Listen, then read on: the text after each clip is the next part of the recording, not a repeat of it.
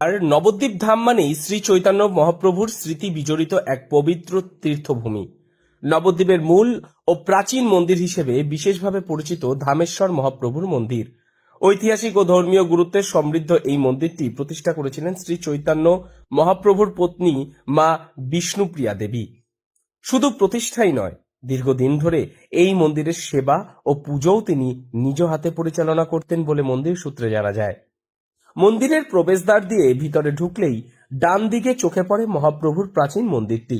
এই মন্দিরেই মা বিষ্ণুপ্রিয়া দেবী মহাপ্রভুর বিগ্রহ ও চরণ পাদুকার সেবা করতেন। বর্তমানে সেই প্রাচীন মন্দিরের সংস্কারের কাজ চলছে, তবে তার ঐতিহ্য ও গুরুত্ব আজও অটুট।